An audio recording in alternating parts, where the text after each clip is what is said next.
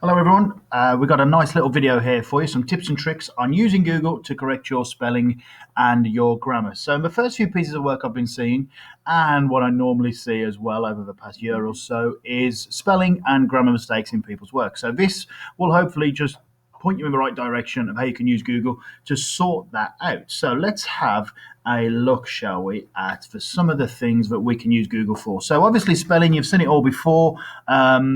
We can Google will normally underline things in red for you if you click Tools, Spelling and Grammar, and Show Spelling Suggestions. That's a pretty common one, and I think that's normally automatic when your work is turned on. But some of the tricks you can use if you're going to be talking about a business that it constantly doesn't recognize, you can add that word to the dictionary right here. And if you constantly make the same mistake, you can also set it to autocorrect. So let's just do a simple spelling correct change here on a few things I've missed.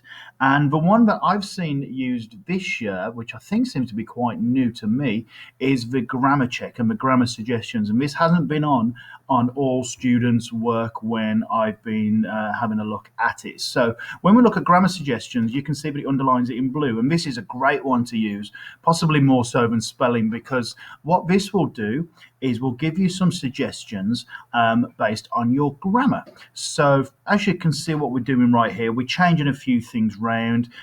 This the doesn't seem to be the right one. It's got a capital letter missing. So again, thank you, Google, for sorting that out. We've also got the primary sector consist. I feel like I've missed a letter off that. So let's have a look here. Yes, I missed an S.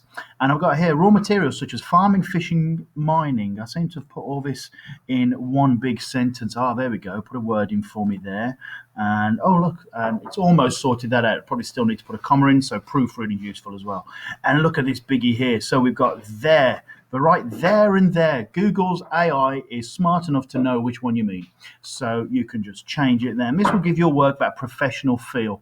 And all you have to do that is Tools, Spelling and Grammar, and Show Grammar Suggestions. How cool is that? So please make sure you've got that switched on in your work to give your work that professional feel and save yourself some time as well. Still proofread it, but spelling, grammar, really easy. You might as well use what Google is offering you there to make your work look a lot more professional for it. So there you go. There's our first episode of Tips and Tricks using Google to correct your spelling and grammar.